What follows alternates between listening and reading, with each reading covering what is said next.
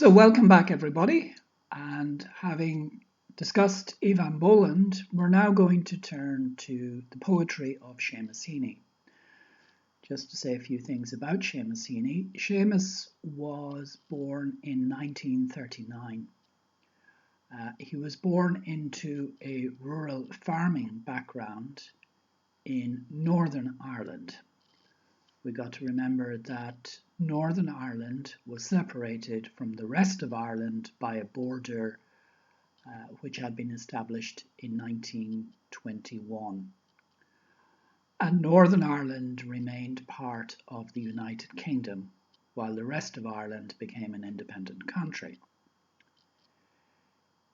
Seamus was born into a Catholic family in Northern Ireland. And the Catholic population in Northern Ireland was in a minority position. Approximately 60% of the population were Protestant, the vast majority of whom were Unionist, were pro-British, maintaining the union between Northern Ireland and the United Kingdom. A large proportion of the minority Catholic population would have had sympathies for a united Ireland, for Northern Ireland to join with the Republic of Ireland in becoming an all-Ireland independent country. So these two aspects are very important for an understanding of Seamus Heaney. As someone coming from a farming background, the land is a crucial presence in his poetry, as we're going to see. And secondly is the question of religion, and religion mixed with politics, which is undoubtedly unavoidable really in the circumstances of Northern Ireland into which Seamus Heaney was born. He was born in 1939, the year of the outbreak of the Second World War. So he first begins publishing his poetry as a university student, maybe just a graduate from Queen's University in Belfast, Northern Ireland, in the 1960s. His first collection is called Death of a Naturalist, published in 1966. So I want to turn to the first poem now that I asked you to read for this week, and again I ask you to have the poem with you as we look through it. This poem is called Digging.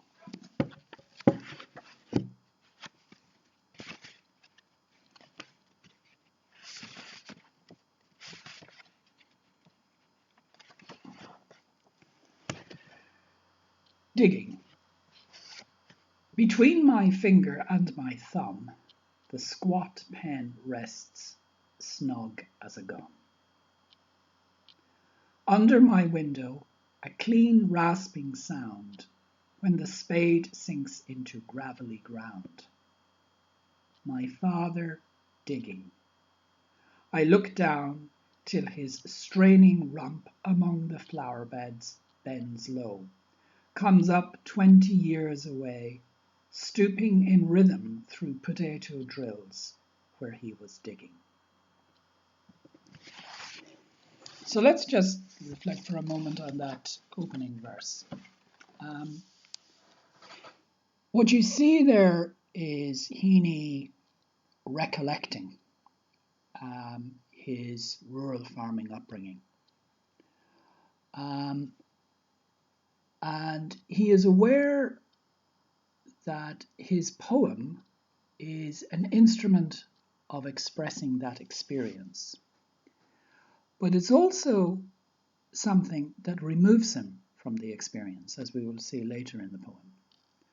And this is something that Heaney creatively reflects upon in his relation to the land.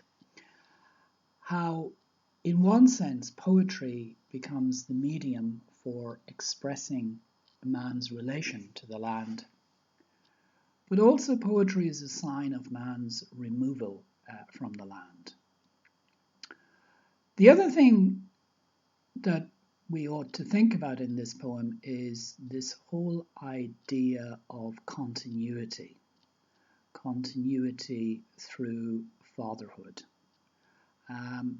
Seamus Heaney in this poem is recollecting his father digging turf on the bogland. So just to explain about turf, England would be noted in terms of its landscape for its coal. Coal is a product to be found in many parts of England. Ireland does not have coal. The Irish landscape is not a landscape in which coal has been found traditionally, though there are maybe to a limited extent, but very small. Predominantly, what the Irish relied upon for heating was turf. Turf is much softer than coal. It is not mined, it is rather dug. The bogland, these fields in which the land is soft, is ideal. They are ideal fields for the provision of turf used in the burning of fires. And it was customary in rural Ireland for families to own some bogland.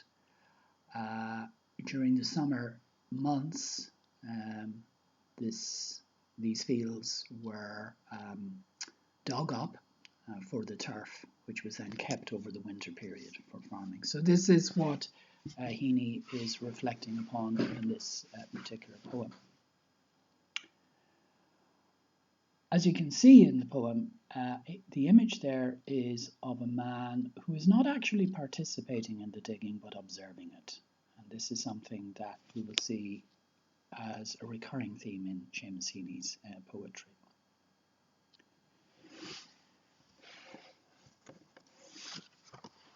By God, the old man could handle a spade just like his old man. My grandfather cut more turf in a day than any other man on Toner's bog. Once I carried him milk in a bottle, corked sloppily with paper.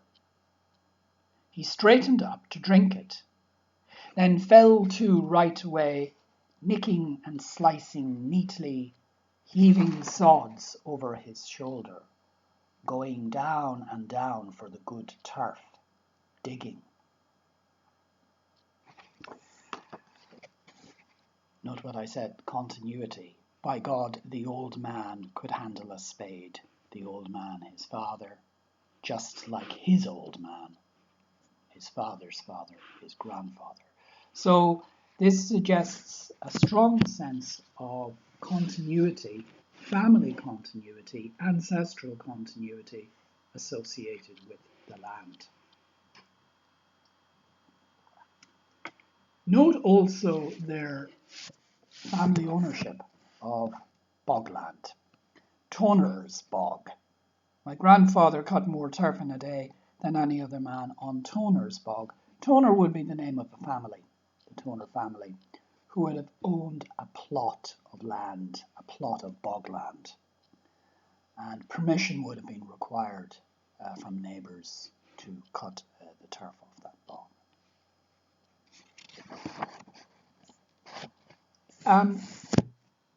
Heaney, in this poem, is not merely describing the farming work of cutting turf. He is also looking upon it as a metaphor. The bogland becomes a central metaphor in many of Heaney's poems from the 1960s, 1970s, and even into the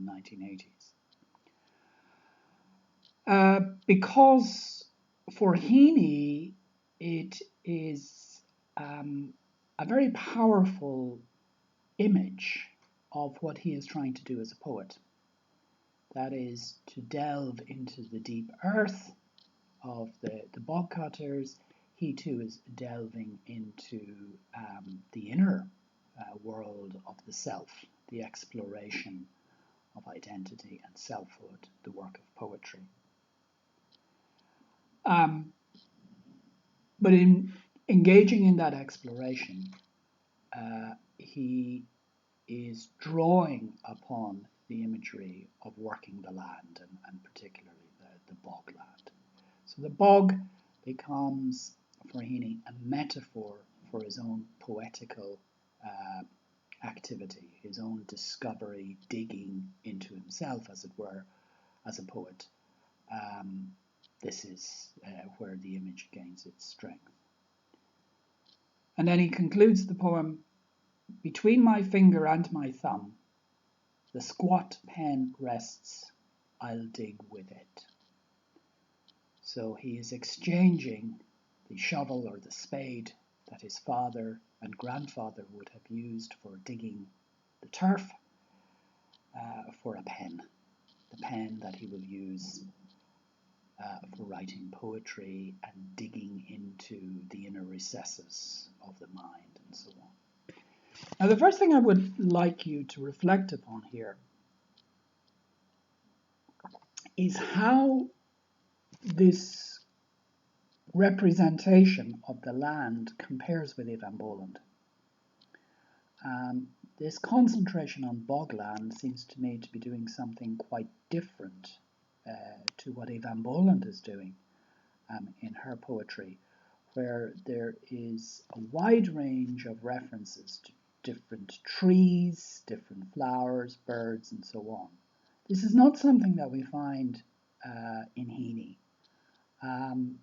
And also the other critical question that we're going to think about further here is gender. As we've been seeing in the case of Boland, the feminine is a pronounced theme and topic. In Heaney here, in digging, it's not the maternal, it's the paternal. It's the line of fatherhood that is most striking.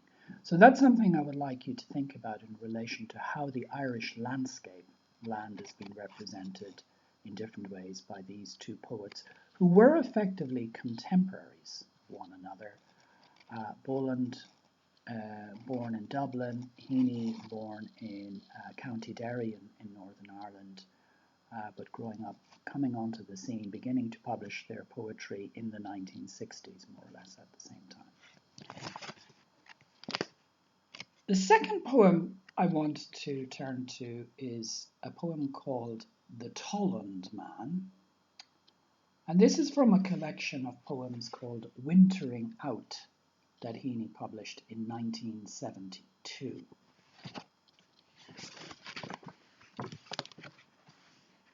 So return to The Tollund Man.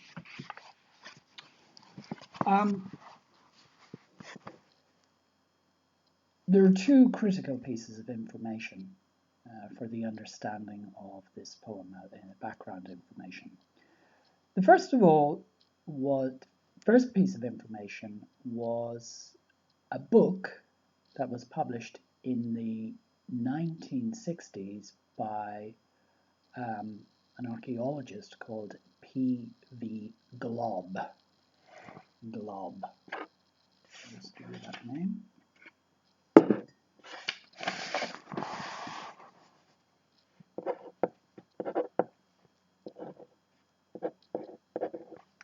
And this book, which contained pictures, is called The Bog People.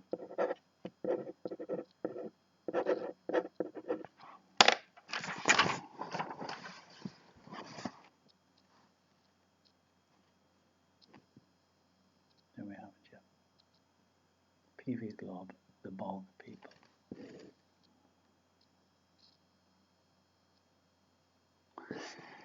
So you can check this book online for yourselves.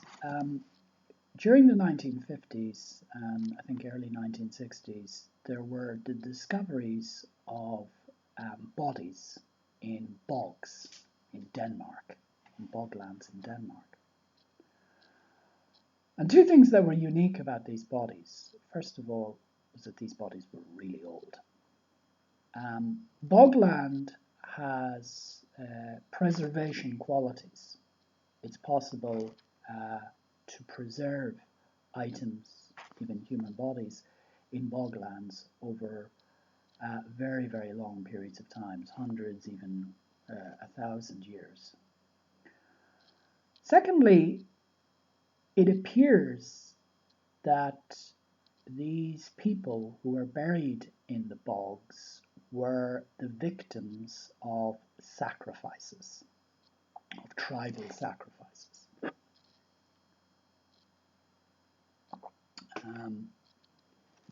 The Tollund Man, the title of this poem, is reference to one such figure.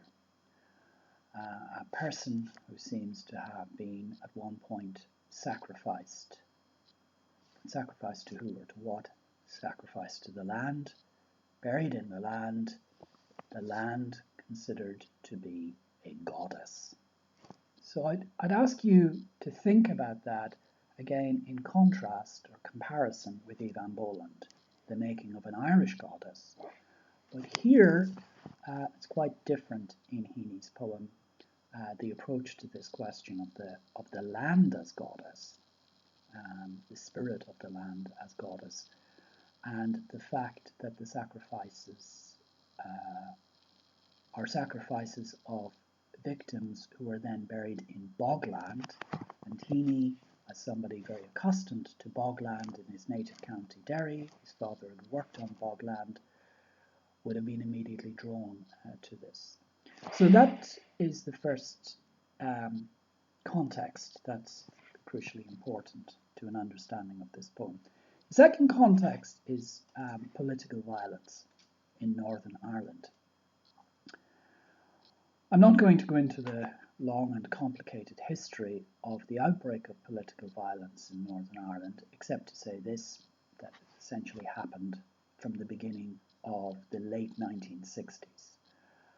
1968, 69 is commonly dated as the beginnings of what we know as the Troubles, this phrase used in relation to violence that broke out in Northern Ireland between members of mainly of the minority Catholic community, though there were some Protestant figures involved, who were campaigning for civil rights and for equality of treatment between Protestants and Catholics and for an end to discrimination on the basis of religion.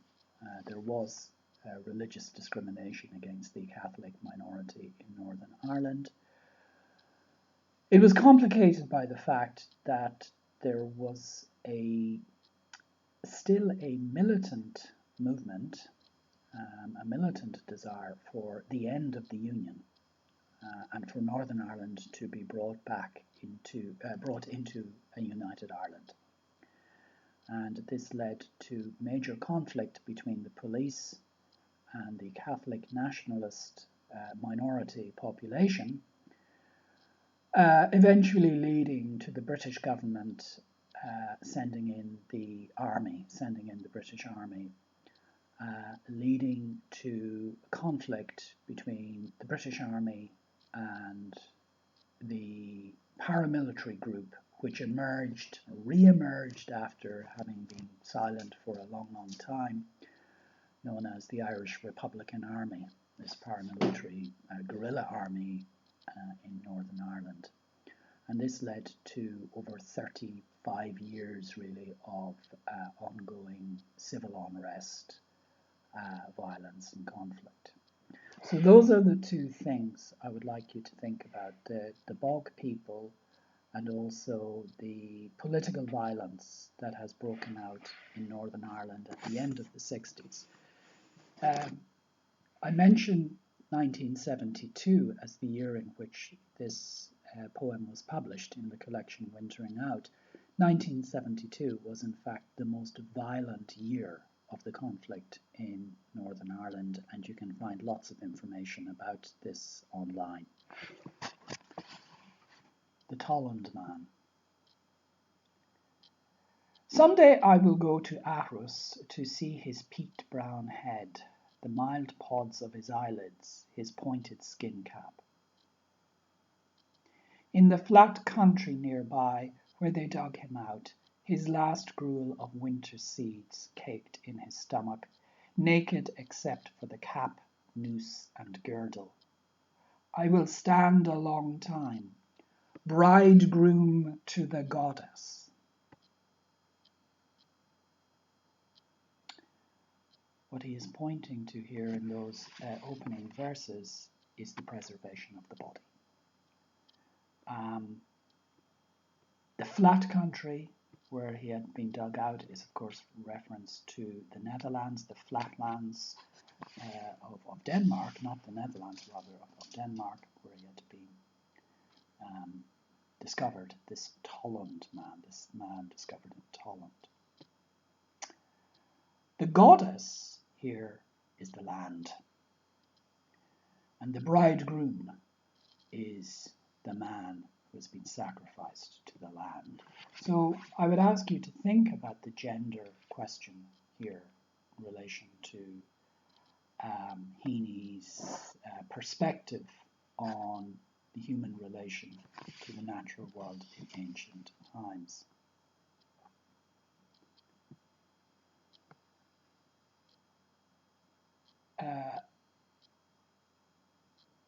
Let me go on to part 2 of this poem. I could risk blasphemy, consecrate the cauldron bog, our holy ground, and pray him to make germinate the scattered, ambushed flesh of labourers, stockinged corpses laid out in the farmyards.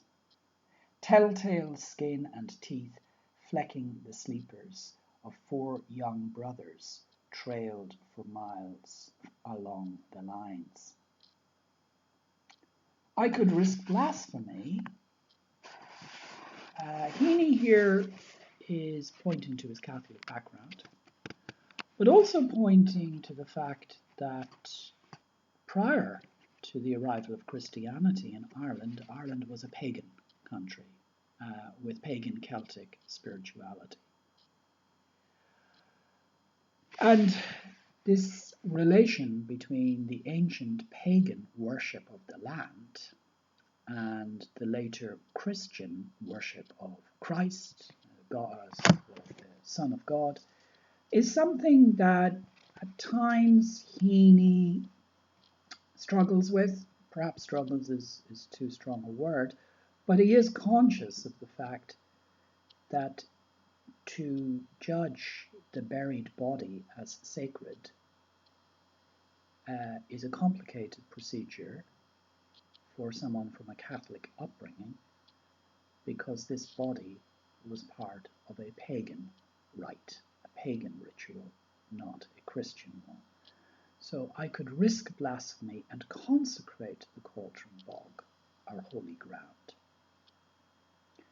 The phrase, our holy ground, is interesting because it was a phrase used for Ireland. Ireland, since the early Christian period, was noted for its religious history and its monasteries, and the monks and priests who educated and set up monasteries, indeed in other parts of Europe, after the barbarian overrunning of the Roman Empire. Ireland at one point was called the Island of Saints and Scholars, if we go back to pre-medieval times. So Heaney is drawing on that in reference to our holy ground. And what he is asking for really is that this ancient sacrificial victim could somehow be used in a religious sense to provide some kind of healing for the troubled times and the victims of violence in Heaney's own day. The reference there to 4 young brothers trailed for miles along the lines is reference to young men who were murdered in the political violence affecting Northern Ireland. So he is looking to this ancient figure of sacrifice and wondering if such a figure could somehow be used to somehow come to terms with the terrible violence that has been visited upon Heaney's homeland in Northern Ireland at the end of the 1960s and the beginning of the 1970s. And let me finally go to the third part. Something of his sad freedom as he rode the tumbril should come to me, driving, saying the names Tollund, Grobal, Nebelgard, watching the pointing hands of country people, not knowing their tongue. Out there in Jutland, in the old man-killing parishes, I will feel lost, unhappy, and at home. Tumbril is a rather unusual word for a cart, like a horse cart. Note how Heaney here lists the names from Denmark almost in the manner of a religious litany. And this again, I think, would be something of the suggestion of Heaney's Catholic background, though also, it has to be said, of his classical education. Because one of the things that Heaney would have encountered in the reading of the Iliad or the Odyssey is listings. Homer or the other ancient Greek writers had this tendency to list, to provide long lists. But undoubtedly it sounds here almost like a prayer.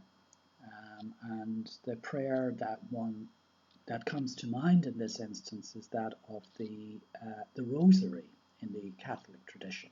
And Heaney would have grown up at a time in which Catholic families in Ireland would have said the rosary most evenings, if not every evening, particularly in rural Ireland.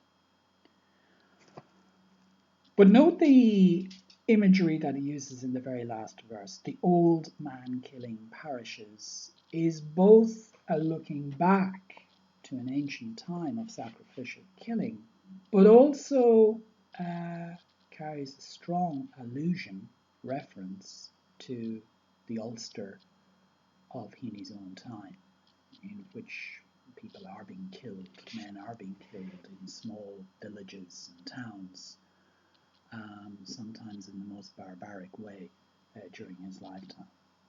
So there in Jutland, away from his native Ulster in Ireland, he will feel lost, he will feel unhappy, and yet through this figure of the Tollund man, he will yet feel at home, recognizing the affinity between this ancient sacrificial killing and the killings, the murders that are taking place in his own Ireland, Northern Ireland, at the beginning of the 1970s.